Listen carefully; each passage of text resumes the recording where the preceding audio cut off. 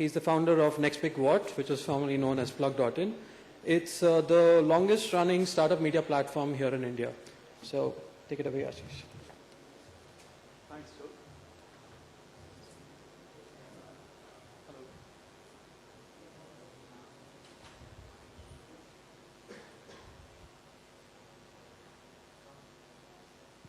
Check 1, 2. Thanks. How many of you are planning to go, move out of India, kind of expand globally? And how many of you are thinking beyond Uncle Sam? Okay, quite a few. So, cool. Welcome to the session. I'll have the panelists introduce themselves and share, why they decided to move, expand globally without entering the US market first. So, Tarique. Hi, my name is Tarique Khatri, and I am the Senior Vice President at ClearTrip. We are an online travel portal, and what we were looking at is in terms of expanding our footprint beyond India. And one of the things that we realized is that Middle East is a very big opportunity for two reasons. One is you had a very big Indian diaspora sitting out there. You had a lot of airlines that were building capacity between the two regions of Middle East and India, and we thought it was a good opportunity to start targeting that market and getting some traction in that place. So yeah, so we're present in the Middle East in 6 countries in the GCC. Chetan. Yeah. Hi, I'm Chetan. I'm the co-founder CEO of Vizuri. So for us, as you can see there, we are there in Asia Pacific, Middle East, and then also in LATAM now. For us, when we looked at the digital media ecosystem that was relevant for us, firstly, we found it fairly homogeneous. It was fairly the same thing in US as opposed to all the countries here, which gave us an instant access to some of these markets. And the second reason was when we started looking at what do we actually want to achieve in the markets. One of the kind of key goals that we set for ourselves was being a number 1 or a close number 2 in any market that we operate in. And all these markets that are in front of us provided us with a very strong opportunity to do that. So yeah, I think those were our motivations to think beyond Uncle Sam. Amit. Hi, my name is Amit Gupta. I'm one of the co-founders of InMobi. I run revenue and operations for the company. So our story was very similar to what Chetan has said. When we raised our Series A round, we had an opportunity to go to the US, which was certainly one of the large markets, and spend that money in market development. Versus we took a very different approach of saying let's put that money mainly into technology. And after running business for India for almost 4 to 5 months, we also realized that Southeast Asia is probably a better bet because of the similarity of the consumer base, the type of advertisers and publishers, which are 2 important class of customers for InMobi. So after India, we expanded into Indonesia and then expanded into rest of the Southeast Asia, then went to Africa, etc. So that's how our journey began, and we believe that if we look back 6 years down the line, it was a very, very important and useful decision which we made. So, Amit, let's start off with you. So what are some of the problems, challenges you guys have faced when entering a new market? And what has been the average time frame to, enter a new market? Talk about the toughest market you have faced so far. So I would still say that the definition of toughness changes as we evolve the company. Expanding out of India when we were looking for the first market was tough at that point of time. And let me just tell you a little bit more about that. So we were very familiar with India. We understand how the business has to be run.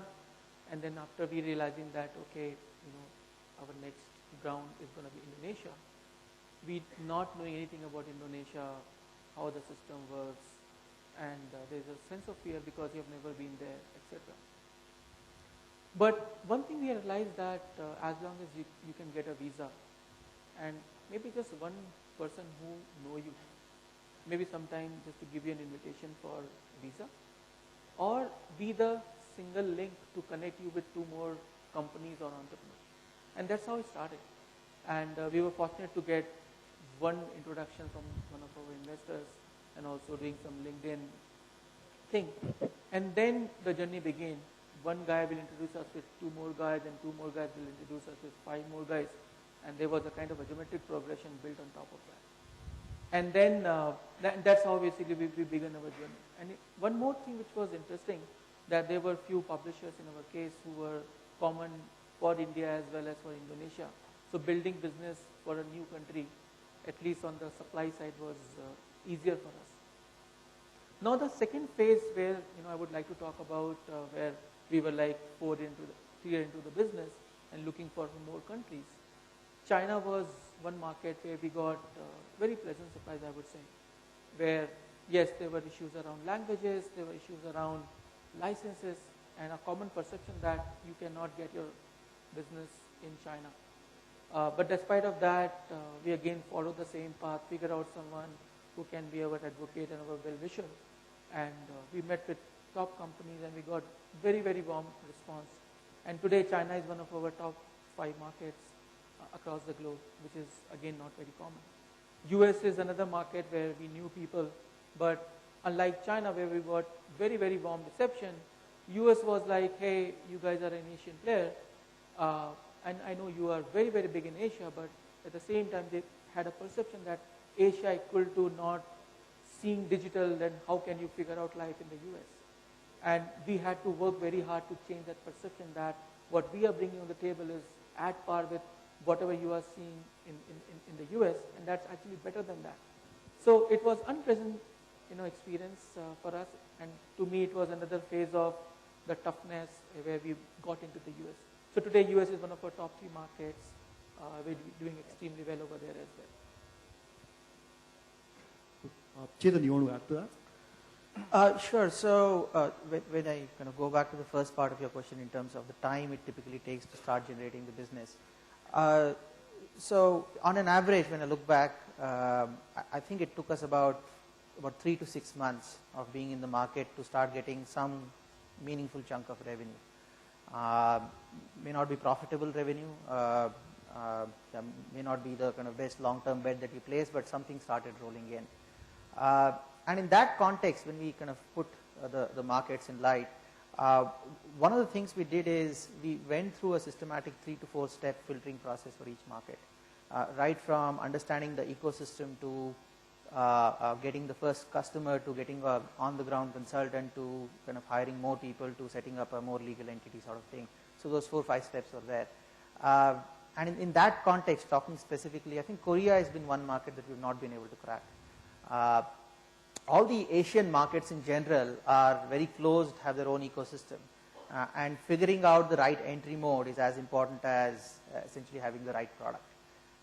And when I think about Korea, we've been onto it for a couple of years now. Only last week, I think we finally have our GM candidate in Korea on. But just because of the way the ecosystem is structured, 2 large players, Naver and Dom, essentially control 80% of the market there on the digital media side. Google is very, very small, which means just the basic sort of hygiene things needed for us to enter the market were not in place. So yeah, Korea is one example that comes to my mind. So how do you build traction in the new market? How do you define traction? I'm talking about more strategic part. For example, say, when do you hire a PR in a new market? Or when is the right time when you start building, first of all, customer product development, right, customization. So once you're done, you start marketing, right? So how do you start building traction? So for us, I mean, luckily because we are a retargeting company, our ads were our best modes of marketing. I mean, people got retargeted with Vizuri ads, and instantly there were a lot of inward inquiries flowing in. So for example, I remember in China, C-Trip is a very well-known brand there, and though we were live, only one section of a small piece of business was coming in from there. Yet I think about 10 to 15 odd inward inquiries came in. So in some way that just goes on to say that your customers can be your best sort of advocates in terms of PR. But just again putting it in the framework of the way we have done it, so we went about, we call it the decentralization process, and just kind of giving the local geographies more and more power. I think PR and marketing for us came much kind of further down the line. It was to build out the skeleton initially, which was sales, to kind of start getting the revenue in, and two is to do the customer service. So those were the two legs on which we built our international businesses, and now we are adding meat around maybe local product teams and also probably kind of local marketing folks who can essentially help build the brand. But that's been the order for us. So, Tarique, you have entered a very hostile market as well. So could you talk about some of the experience of regulations and a whole lot of other issues? Sure. So in Middle East, if you have to look at it, it's not a very easy market to enter. You've got a lot of ownership related challenges where you need to have a local partner to get into that market. Fortunately, UAE has created something called as the free zone entity where you can actually create a company which will be 100% owned by you.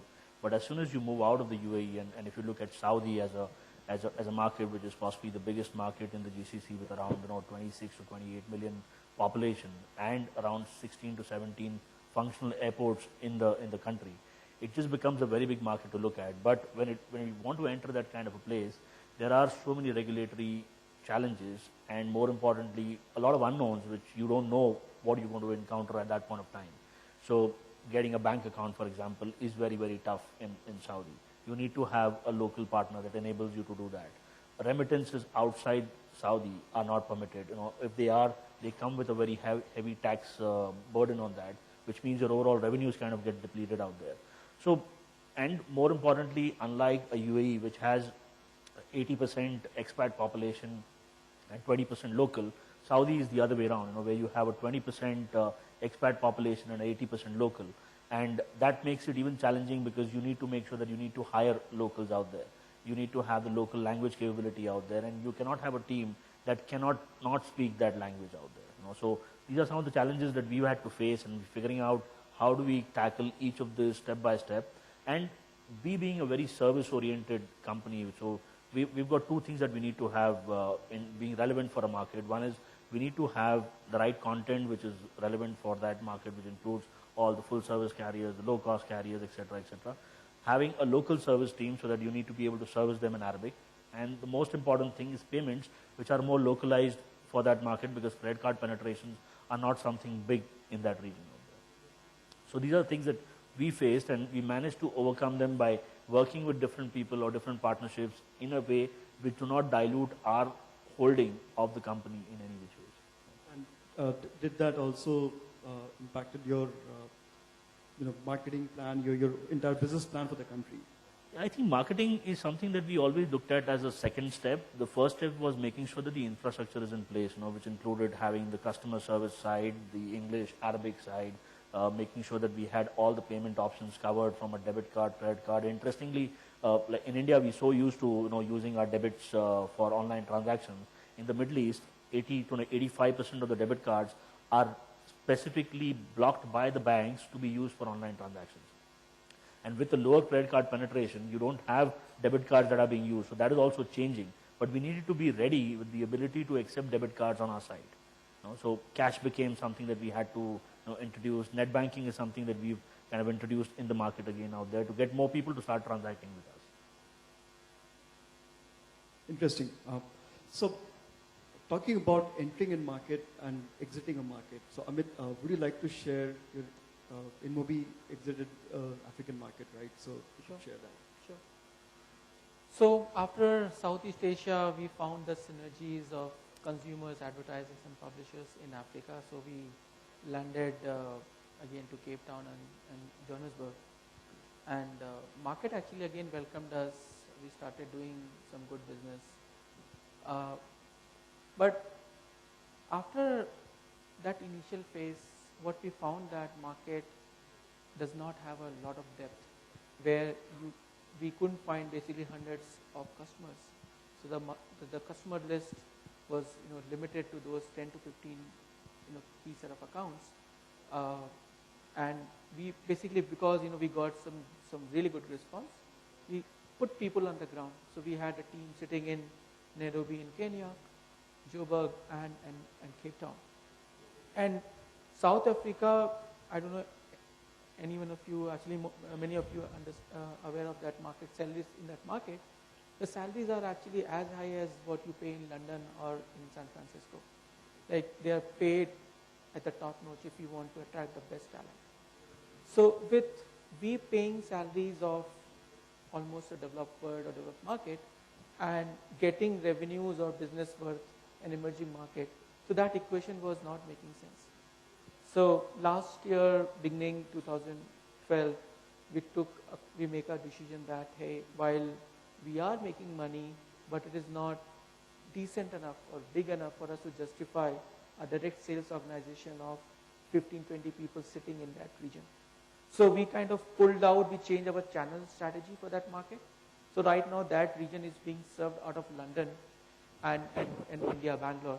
So there are a team who manages those set of customers. So that's how we basically rationalize our efforts or our investments for Africa. And it was a little bit painful process because we are not used to that. You know, you set up a team and then either shifting them to some other offices, and some of them who cannot shift, you know, you have to say them thank you and, you know, say goodbye. And it was a painful process. So, what is the average time when a country starts generating revenue for you? What has been from your experience, you know, what has been the best case and the worst case scenario so far?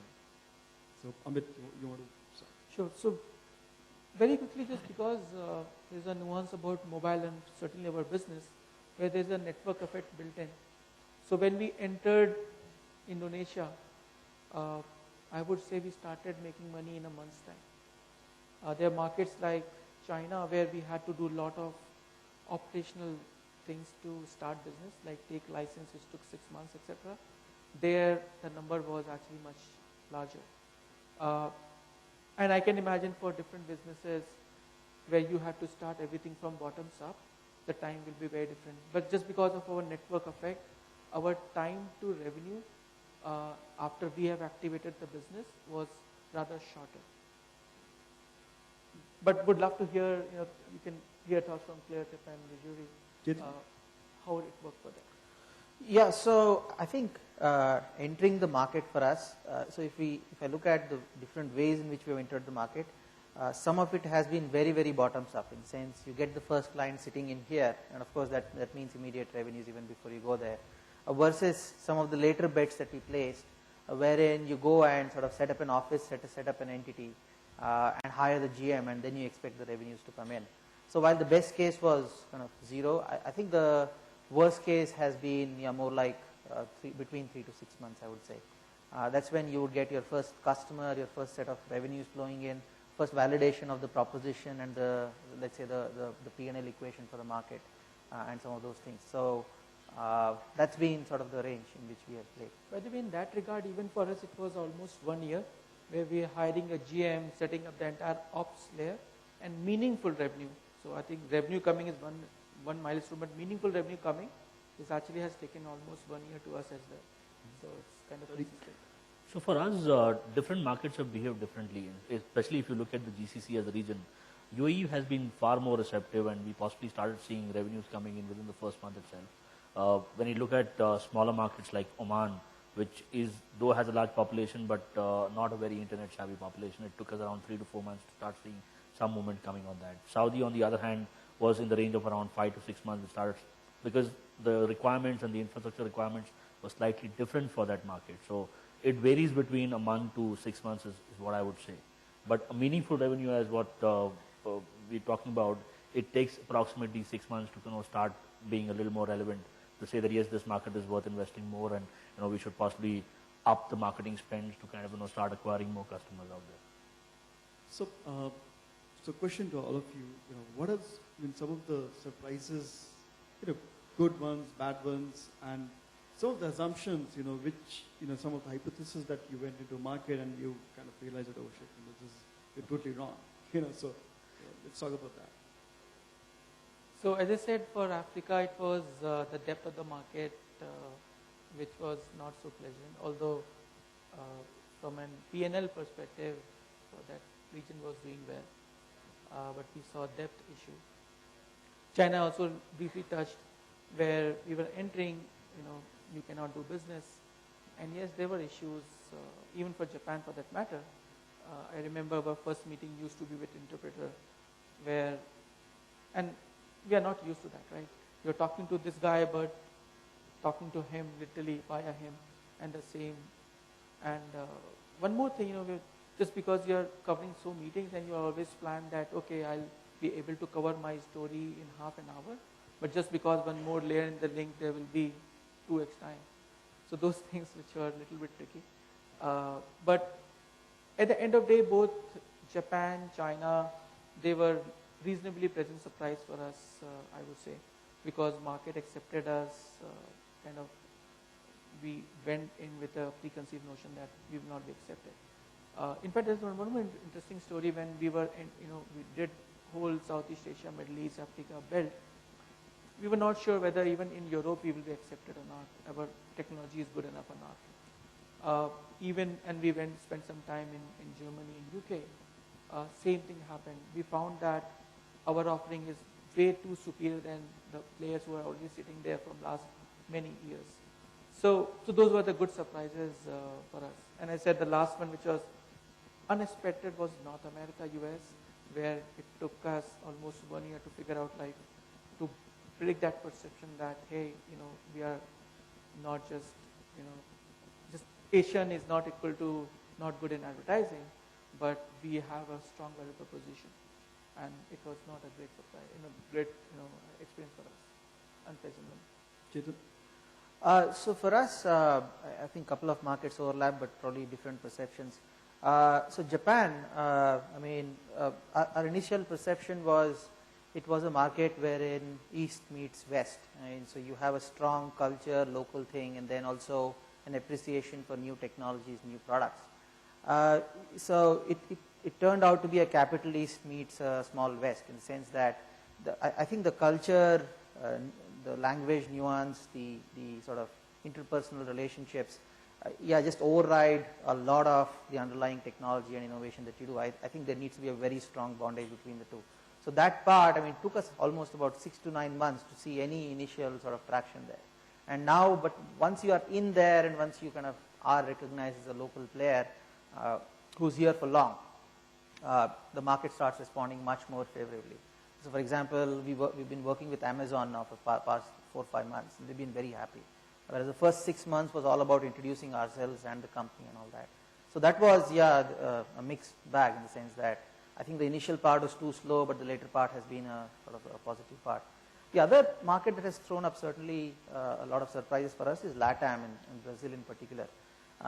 Just the depth of market and the eagerness to work with foreign companies, as opposed to what we had kind of sensed earlier, Portuguese market, Portuguese, Spanish market, more relationship driven was the perception, but they seem to be much more open to sort of new things happening. So Japan and Brazil would be my 2 examples. Tarique?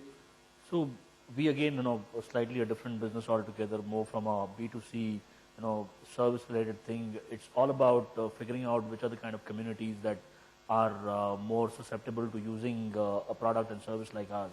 And for us, the biggest surprise was the Filipino community, which is like possibly not the largest community in the Middle East, where Indians being the #1 expat community out there. Filipinos were somebody who, we found it to be absolutely gung-ho about technology.